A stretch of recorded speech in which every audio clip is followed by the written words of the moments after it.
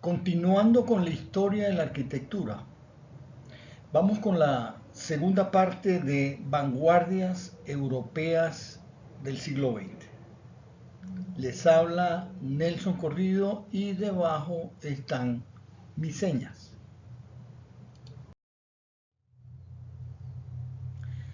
En el video anterior revisamos los antecedentes de las vanguardias. El estilo neoclásico, neogótico, neorrenacentista, neobarroco, neorrománico y otros. En este video vamos a comenzar con las vanguardias propiamente dichas.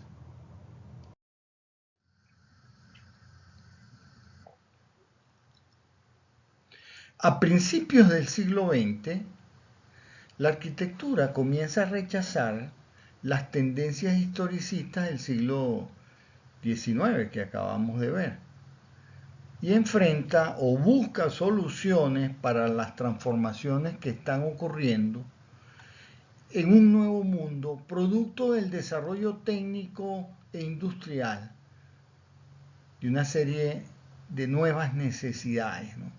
Crecimiento urbano, estaciones de metro, auditorios, salas de reuniones, edificios de oficinas, fábricas, etc.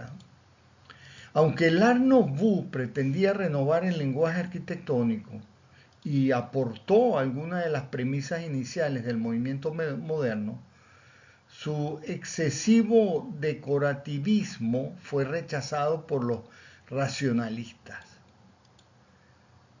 De este estilo se nutrieron las vanguardias artísticas anteriores a la Primera Guerra Mundial, como el expresionismo, el futurismo y otros estilos que veremos a continuación.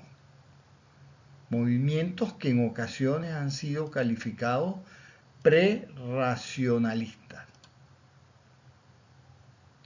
A principios del siglo XIX surge una gran cantidad de movimientos, muchos de ellos ocurren con cierta simultaneidad y a veces es difícil diferenciar uno de otro.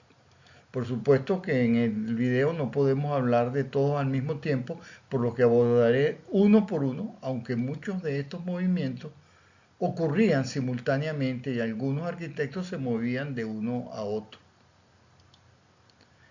El protorracionalismo no es realmente una escuela, sino arquitectos que abordan el funcionalismo hasta finales de la Primera Guerra Mundial.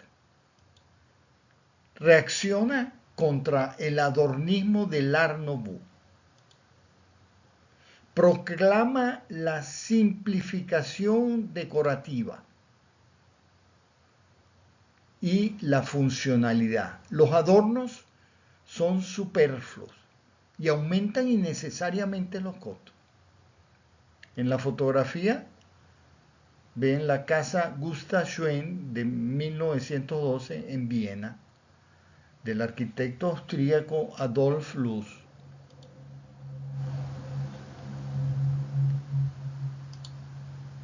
Esta es su máxima. El ornamento es delito. Loos quiso que su epitafio fuera: Adolf Loos liberó a la humanidad de trabajos inútiles.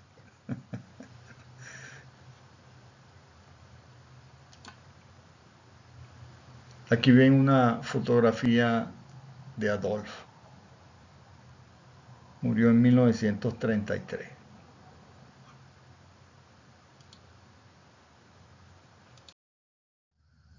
Sus ideas las planteó por primera vez en una conferencia en 1910 en Viena llamada Ornamento y Delito. Después se publicó en francés y luego en alemán, en el que proclamaba una evolución estética que prescinde del adorno y del ornato. Había que eliminar el ornato de los objetos útiles, la ornamentación puede tener el efecto de hacer que los objetos pasen de moda y por lo tanto queden obsoletos. Se dio cuenta que era un crimen desperdiciar el esfuerzo necesario para agregar ornamentación, cuando la ornamentación haría que el objeto pronto pasara de moda. Luz nunca abogó por la ausencia total de ornamentación, pero creía que tenía que ser apropiada para el tipo de material.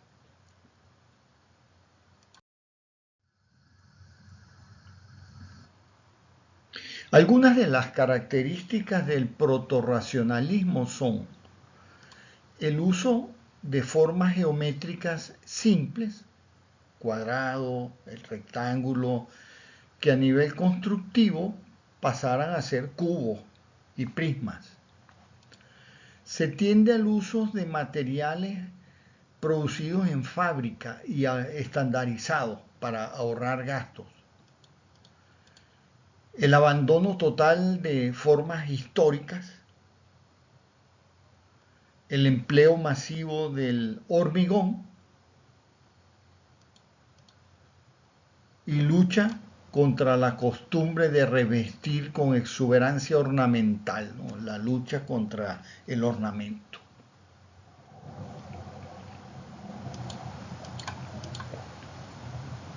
El edificio que ven en la lámina fue construido por Auguste Perret en 1870. Él nació en 1873 y murió en 1954. Fue un arquitecto francés innovador y pionero en el empleo constructivo y estructural del hormigón armado, o sea, concreto y acero de refuerzo. Se trata de una vivienda de 8 pisos, edificada en un solar de poca profundidad, lo que impide la existencia de un patio interior para iluminación natural de los apartamentos, por lo que solo se podía aprovechar la luz de la calle. Por eso esa forma, obsérvenlo de frente.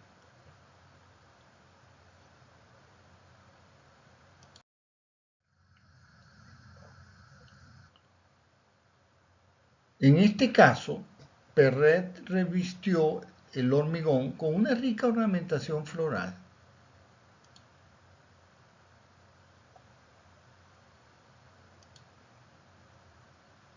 Observen el detalle.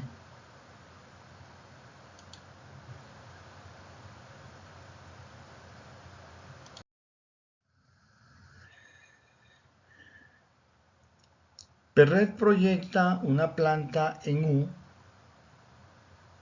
y en la parte central le encaja dos balcones de 45 grados, aumentando la superficie de fachada para resolver la iluminación directa de los espacios interiores. La planta tipo presenta, además de la escalera y los servicios, 5 piezas que pueden ser modificadas en número y forma, disponiendo de otra manera la disposición de los tabiques, gracias a la disposición de los pilares.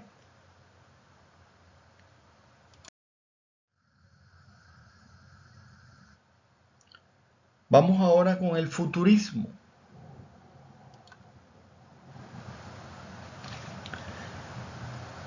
Fue un movimiento artístico italiano entre 1900 y 1930 que exaltó los valores del progreso técnico e industrial del siglo XX, del que destacaban aspectos de la realidad como el movimiento, la velocidad y la simultaneidad de la acción. Aunque se dio especialmente en artes plásticas, tuvo también algún planteamiento en arquitectura, ¿no? Aunque lo utópico de sus formulaciones impidió en muchos casos su realización material, ¿no?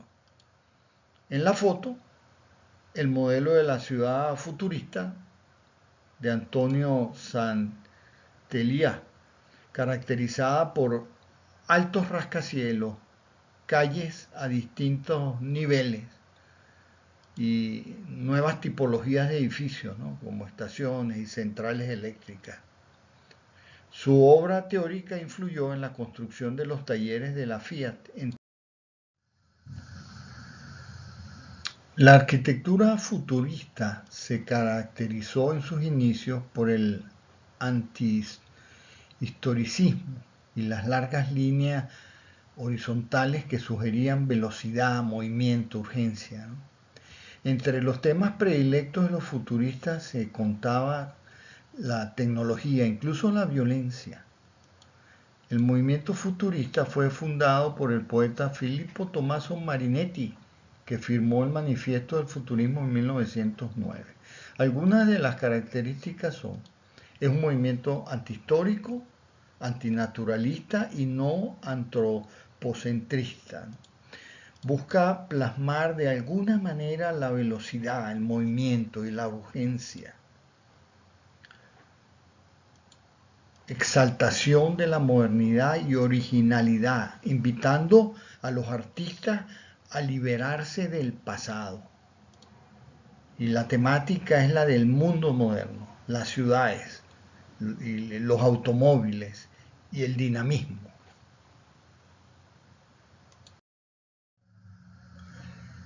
El expresionismo fue un movimiento cultural surgido en Alemania a principios del siglo XX, que abarcó un gran número de campos: artes plásticas, arquitectura, literatura, música, cine, teatro, danza, fotografía, etc. La arquitectura expresionista se desarrolló principalmente en Alemania, Países Bajos, Austria, Checoslovaquia y Dinamarca. Se caracterizó por el uso de nuevos materiales de construcción, como el ladrillo, el acero o el vidrio. Allí en la foto ven la Torre Einstein, construida entre 1919 y 1922, del arquitecto Erich Mendelsohn, en Potsdam, Alemania. Es un observatorio astrofísico.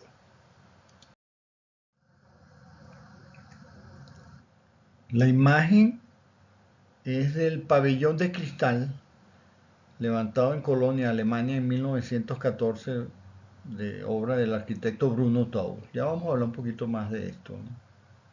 Las principales características del expresionismo son la distorsión de las formas para suscitar emoción,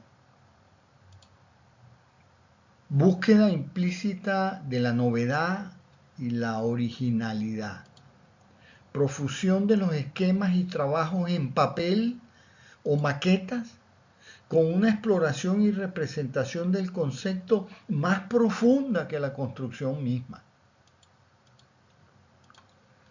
Soluciones híbridas, no necesariamente simplificables a un único concepto. Una cierta cercanía del estilo gótico, románico y rococó frente al clasicismo. Y la concepción artística de la arquitectura. En la exposición de Colonia en 1914, la Werkbund, una asociación mixta de arquitectos, artistas e industriales, fundada en 1907 en Múnich, precursora de la Bauhaus, presentó una obra del arquitecto alemán Bruno Taut, una estructura con forma de cúpula de vidrio, una exitosa fusión de elementos estéticos, técnicos y comerciales. Taut estaba convencido de que la luz y la transparencia eran las principales características de una arquitectura ideal del futuro. Este proyecto fue un primer intento de dar forma a ese ideal. El pabellón de cristal es uno de los edificios que mejor combina la tradición antigua, representada por su cúpula y su aspecto de templo, con la tradición moderna resaltada en los materiales utilizados. La característica cúpula apuntada con doble cristal del pabellón descansa sobre una planta circular en la que se levantan 14 dinteles de mediana altura con sus soportes laterales enmarcando el mismo número de paredes de cristal. En la estructura de hormigón de la fachada había placas con incrustaciones de cristales de colores que actuaban como espejos.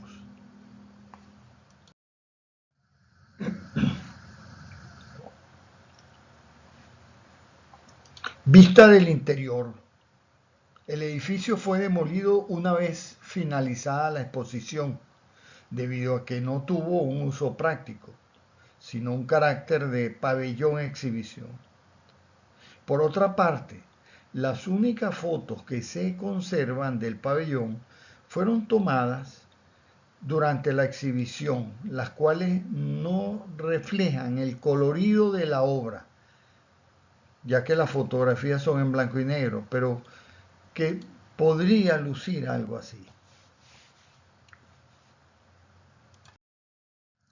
El edificio Chile House es famoso por su punta, que recuerda a la proa de un buque, y por sus fachadas que se unen en un ángulo muy agudo en la esquina, ¿no? Sus acentuados elementos verticales y la posición retrasada de los pisos superiores, así como la fachada curva, le dan al edificio un toque de ligereza a pesar de su enorme tamaño.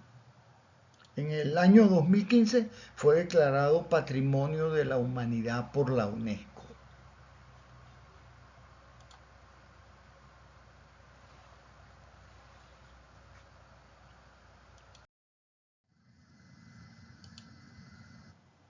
El constructivismo fue un movimiento surgido en la Rusia revolucionaria, ¿no? Desarrollado entre 1914 y 1930. Un estilo comprometido políticamente que pretendía a través del arte realizar una transformación de la sociedad mediante una reflexión sobre las formas puras artísticas, concebidas desde los aspectos como el espacio y el tiempo, que generaron en artes plásticas una serie de obras de estilo abstracto, con tendencia a la geometrización. En su vertiente arquitectónica, inició un programa ligado a la revolución, que buscaba una arquitectura funcional que satisfaciese las necesidades reales de la población. Los constructivistas tenían un concepto de arquitectura radicalmente funcional y tecnicista. En la pequeña fotografía, en el círculo, está el pabellón soviético en la Exposición Internacional de Artes Decorativas e Industriales Modernas, celebrada en París en 1925. Pero la imagen está muy pequeña, por lo que no creo que la puedan ver bien. Se los mostraré en grande. Aquí lo ven. La arquitectura constructivista, en un sentido amplio, comprende varios movimientos arquitectónicos que estuvieron activos en la Unión Soviética desde alrededor de 1917 hasta mediados de la década de 1930. El término también se utiliza como constructivismo internacional para referirse a las corrientes relacionadas con este estilo arquitectónico fuera de la Unión Soviética. El movimiento pretendía reflejar la sociedad industrial y el espacio urbano moderno, rechazando la estilización decorativa en favor del ensamblaje industrial de los materiales. Los diseños combinaban una tecnología e ingeniería avanzadas con un propósito social declaradamente comunista. Produjo muchos proyectos pioneros y originales y bastantes edificios terminados antes de caer en desgracia alrededor de 1932. Tuvo una influencia considerable en el desarrollo de la futura arquitectura. El encargo de este pabellón se le adjudica después de la victoria en un concurso cerrado, donde se impone sin saber ni cómo era el solar, ni qué vecinos tendría, ni tan siquiera con qué orientación se podría colocar el pabellón. Es decir, la arquitectura planteada mira sobre sí misma, y muestra una total indiferencia hacia el lugar donde se ubica. En las bases del concurso se indicaba que la construcción del pabellón debía ser de madera en una superficie de unos 325 metros cuadrados, resuelta en dos niveles.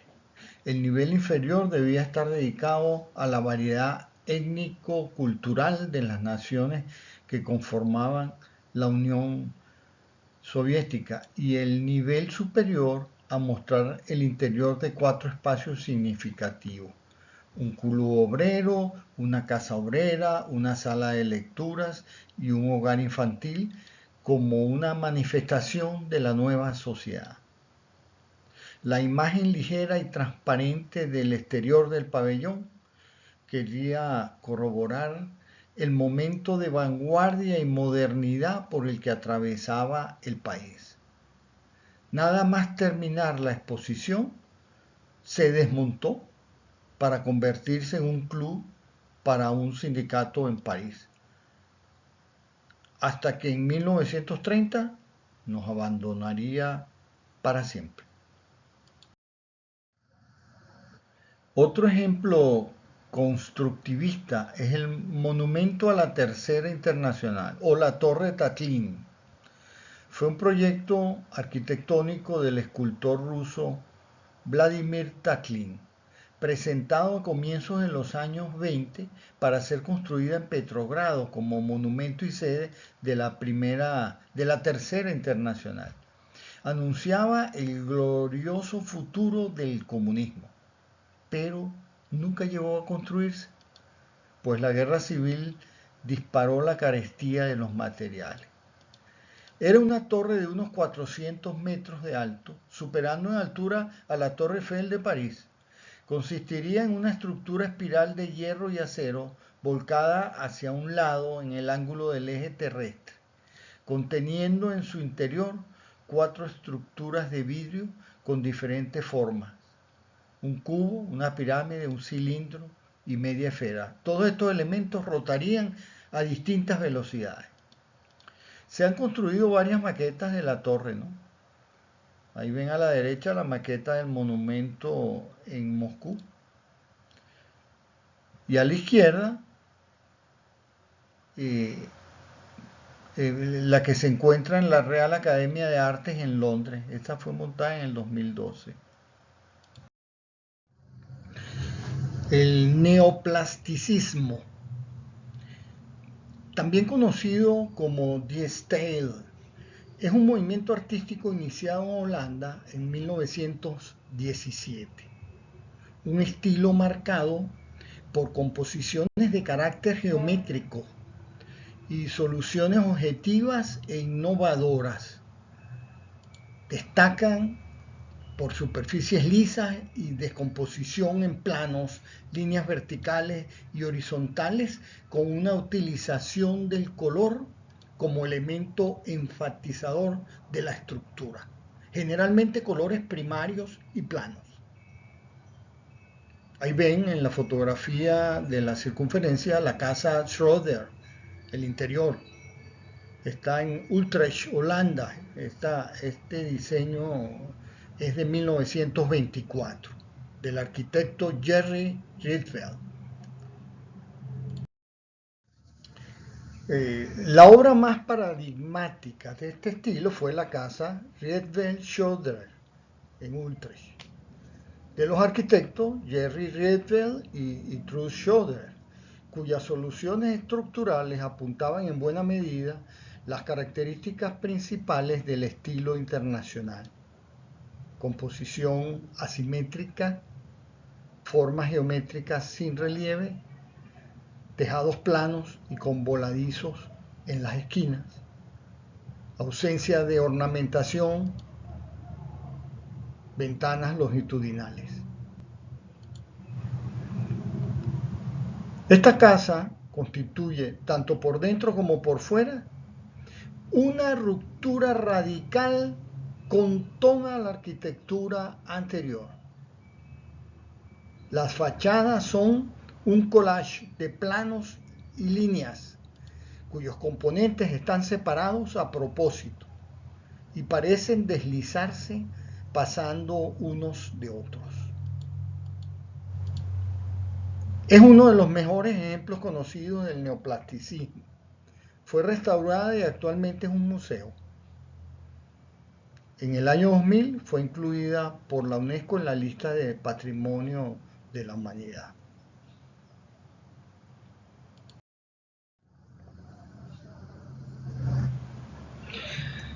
La creciente industrialización de Europa empuja hacia una nueva forma de habitar, también industrializada.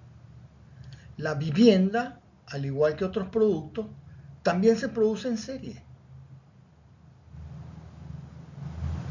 Primera vez que ocurre de esa manera.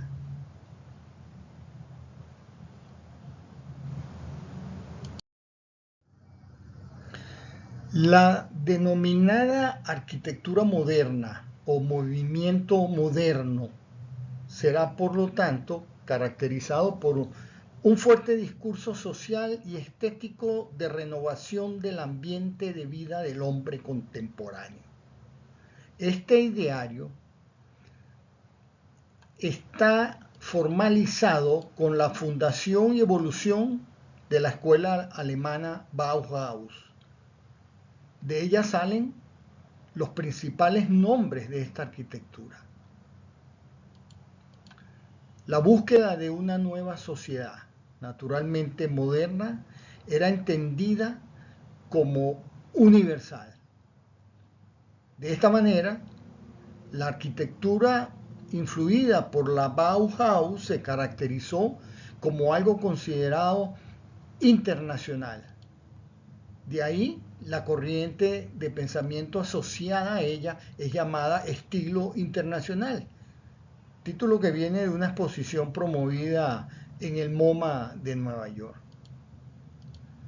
La principal tendencia arquitectónica de la primera mitad del siglo XX fue el racionalismo, también llamado estilo internacional o movimiento moderno.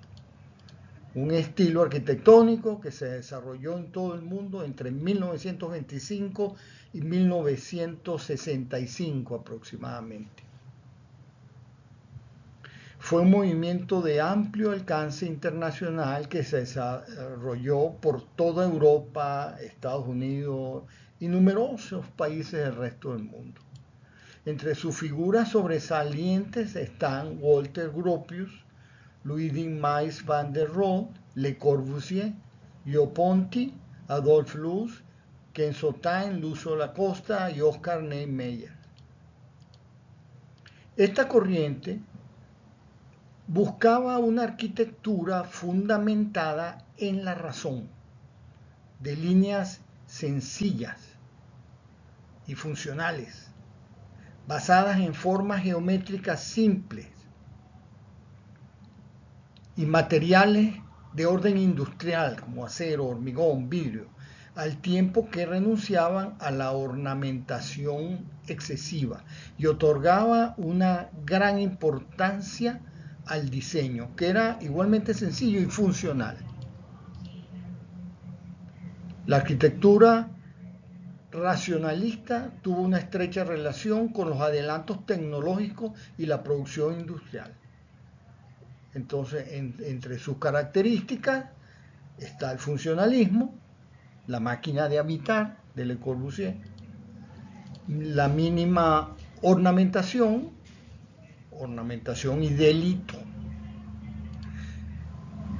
fin de la decoración, estética de los despojados, formas geométricas puras, higienismo, iluminación y ventilación ante todo. En la fotografía vemos el pabellón alemán de la Exposición Internacional de Barcelona 1929 de Ludwig Mies van der Rohe. Más adelante hablaremos más de este pabellón. No hemos finalizado con el tema, pero para no hacer el video demasiado largo, vamos a terminar esta segunda parte aquí. Y en el siguiente video veremos la tercera parte.